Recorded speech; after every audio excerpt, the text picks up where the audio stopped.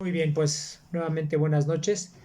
Vamos a continuar ahora en este componente de ambiente de control con el segundo principio y los puntos de interés que se correlacionan de manera directa. Ya este principio, el principio número 2, vemos aquí que ya recae la responsabilidad sobre el órgano de gobierno en función de vigilar el adecuado funcionamiento del control interno mediante el órgano de gobierno se auxilia, se apoya de la administración. Recordemos que la administración son los niveles subsecuentes, los dos niveles subsecuentes, dependiendo el tipo de organización, la estructura organizacional y los niveles que se tenga. Regularmente en México las organizaciones públicas tienen 7 niveles. En el caso de las MIPIMES, las empresas privadas, regularmente tienen 2 o 3 niveles. Dependiendo del tamaño, cuando son ya grandes o transnacionales, entonces sí llegan a tener 7 u 8 niveles.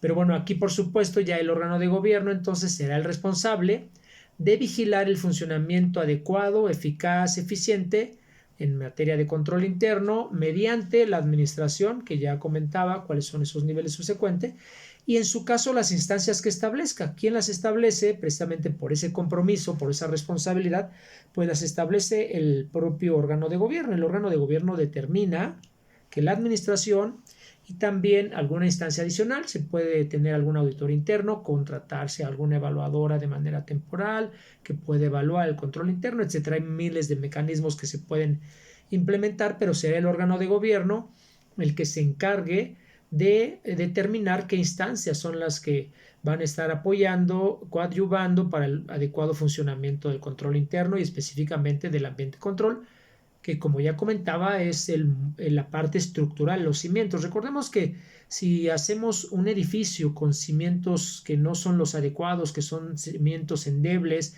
que son poco reforzados, pues esa estructura tiende a tambalearse y con cualquier tipo de circunstancia pues tiende a caerse, como pasó en el terremoto de 1985 en México.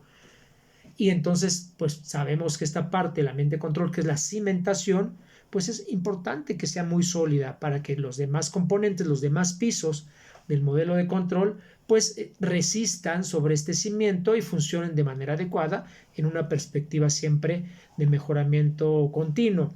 Bueno, dicho lo anterior, entonces tenemos básicamente los puntos de interés del principio 2, en donde recae la responsabilidad sobre el órgano de gobierno y en su caso de quien va a ejecutar, que es la administración o las instancias que se determinen.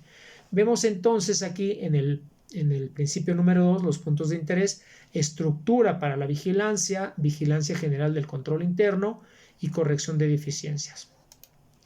Estos elementos para ejercer la responsabilidad de la vigilancia, bueno, primero pues tenemos que, como ya lo veíamos en los puntos de interés, tener una estructura para la vigilancia.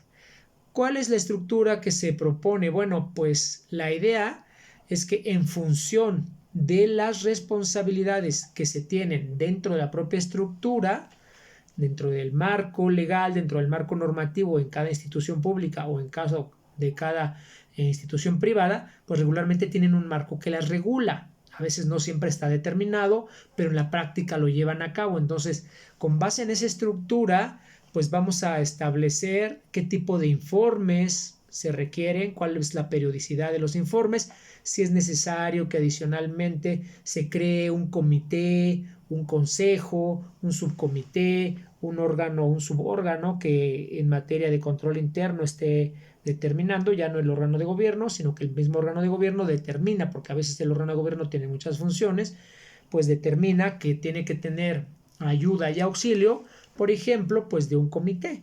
Entonces se determina que se cree el comité, cuáles son los procesos para designar a los integrantes, quién tendría que ser el presidente, quién el secretario, quién podría estar ejecutando como vocales o vocal, etcétera, para tener una estructura, cada cuándo se van a reunir, qué tipo de informes, cuáles son las responsabilidades, etcétera. Se establece un mini reglamento, una guía de qué es lo que se tiene que hacer.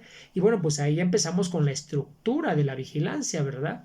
Y estos, por supuesto, bueno, pues estos requisitos en cuanto al órgano de gobierno y las responsabilidades que establece el órgano de gobierno sobre el titular y en su caso sobre el comité o el subcomité que se esté designando. Pero también es muy importante que también, ya sea el órgano de gobierno o en su caso el titular, pues debe vigilar las operaciones de la institución, ¿verdad? Si uno es el director general y a su cargo tiene la administración, tiene el área de recursos humanos, tiene el área jurídica, el área de mercadotecnia, el área de operaciones, el área de desarrollo, bueno, pues uno como titular tiene que reunirse y supervisar qué están haciendo de manera semanal, de manera quincenal. Se recomienda, por supuesto, siempre tener cierta periodicidad para ver cómo van los asuntos en trámite, qué tipo de mejoras, qué tipo de fallas y evitar que esas fallas pues se puedan convertir en fallos mayores. Entonces, bueno, aquí tenemos otro gran elemento que será esa supervisión de vigilancia de las operaciones que establece el propio titular con la estructura que ya se tiene y que eventualmente pues se llevan a cabo reuniones de manera formal o de manera informal y se toman determinaciones también en las mismas. Ahora, en el caso de la selección de los miembros de un propio órgano de gobierno, o en su caso el titular, se debe de considerar pues los conocimientos y las funciones que se tengan. Entonces, esa es una responsabilidad. Se establece la estructura. Dentro de esa estructura está un comité, ese comité va a revisar y supervisar que el titular ejecute lo que tiene que estar ejecutando, pero también los que están en el comité pues tienen que conocer. Si no conocen, imagínense, bueno, pues qué vamos a estar preguntando, qué vamos a hacer de análisis cuantitativos o cualitativos. Entonces es importante también, digamos, esos perfiles con cierto nivel de especialización o que se tienda en este proceso a identificar los perfiles más ad hoc y también de mayor confianza, con mayor calidad humana, etcétera, y que pueda irse desarrollando en el transcurso para lograr los mejores resultados. Tenemos entonces, por supuesto, dentro de estos elementos vale la pena pues la experiencia, la pericia financiera, la parte de los conocimientos en los sistemas y tecnología, en su caso el conocimiento legal o si tenemos algunos elementos normativos y también en la ejecución de los propios programas, ¿verdad? Quienes ejecutan los programas son quienes se enfrentan a las diferentes dificultades y son en su caso quienes pueden identificar cuáles pueden ser las mejores soluciones. Entonces, bueno, tenemos aquí dentro de la propia estructura de la vigilancia, pues varios puntos que son importantes para considerar cada uno de estos elementos. Adicionalmente, si se determina mediante las disposiciones legales o jurídicas normativas aplicables para cada ente público o iniciativa privada, pues se debe de considerar la inclusión de miembros independientes. Eso siempre es bien importante, ¿no? Por ejemplo, a mí me invitaban al Consejo de Auditoría dentro del Instituto Mexicano de Auditores Internos y dentro del Instituto de Auditores Internos Internacional, y entonces participaba en México y participaba en la sede en Miami, que es la sede que reúne a los 160 países miembros como consejero. Entonces, bueno, uno pues identifica quién puede ser una persona que tenga ciertas expertices, ciertos conocimientos, ciertas habilidades y que pues pueda dar consejos que puedan fortalecer de manera adecuada todos estos mecanismos. El segundo punto, la vigilancia general, ya no es solo la estructura para la vigilancia, sino aquí también ya la vigilancia general del control interno, pues ya recaen varios elementos que vale la pena considerar.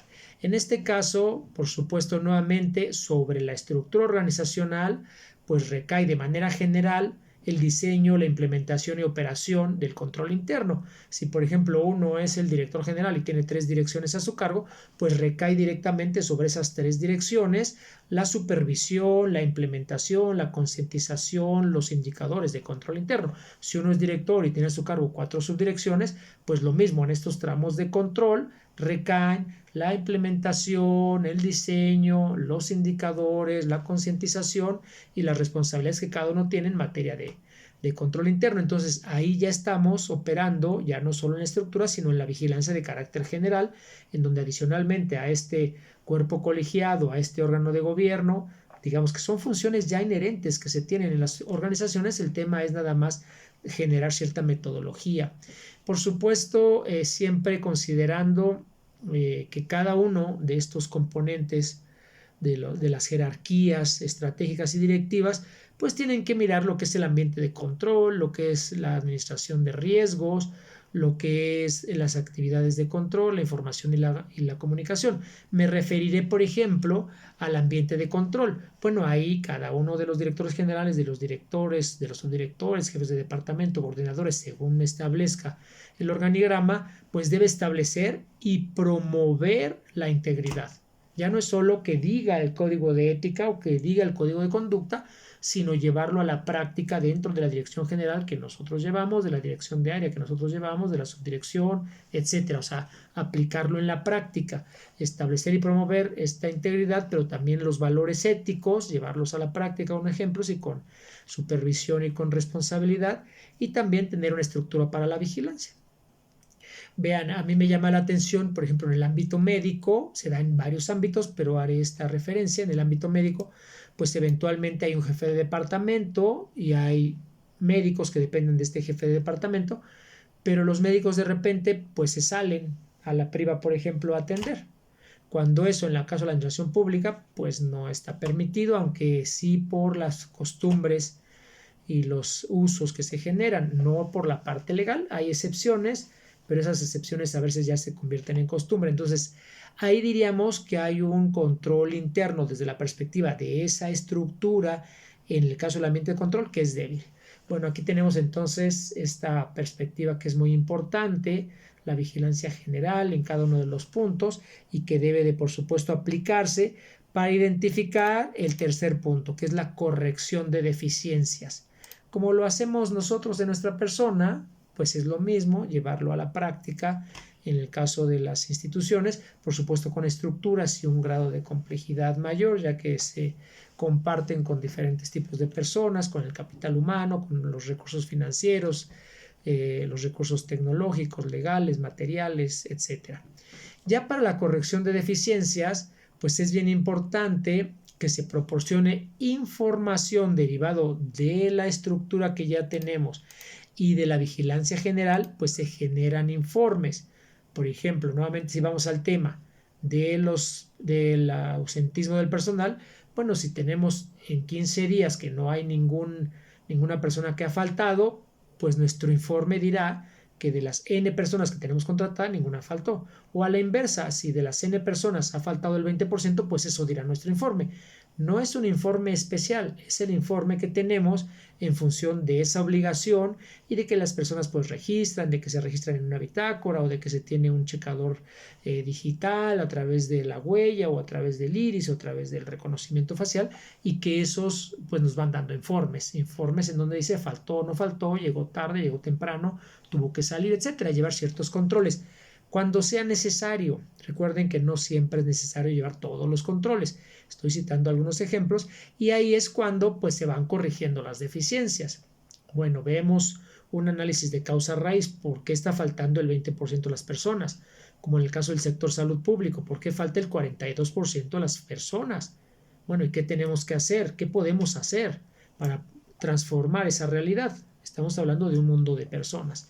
Bueno, otro punto importante en la corrección de deficiencias, pues será que la administración informe de manera continua y permanente al órgano de gobierno, que es la parte superior, la parte estratégica, sobre las deficiencias, o sea, sobre donde tenemos errores, pues qué tipo de errores y qué proponemos para solucionarlo, pero también que se evalúa, que se proporciona orientación a la administración. ¿Quién lo va a hacer? Pues el órgano de gobierno, ¿verdad? Una vez que tiene todos los elementos, entonces se reúne el órgano de gobierno con la administración, puede ser en este comité de manera mensual, trimestral, etcétera, y entonces se analizan esas deficiencias, se proponen correcciones, se ve si esas propuestas pueden ser evaluadas y pueden ser medidas para mejorarlas en la próxima reunión o, de ser posible, en la consecución de cada uno de los actos.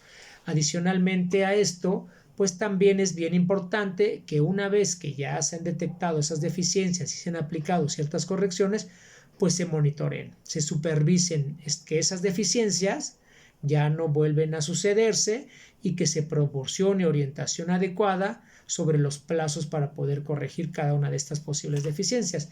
Así que de manera general, bueno, pues ahora ya tenemos lo que son los puntos de interés dentro del segundo principio del ambiente de control, que básicamente es donde el órgano de gobierno se hace responsable de vigilar el funcionamiento del control interno mediante la administración y las instancias que establezca. Y en ese sentido, los puntos de interés que acabo de desarrollar, pues es la estructura de la vigilancia general del control interno y la corrección de deficiencias. Tenemos entonces ahí varios elementos que son coadyuvantes y concomitantes para poder generar un mejor ambiente de control y asignar las responsabilidades al órgano de gobierno y que se las asigna él mismo, y también las responsabilidades a la administración de ejecutar para garantizar de manera razonable este componente.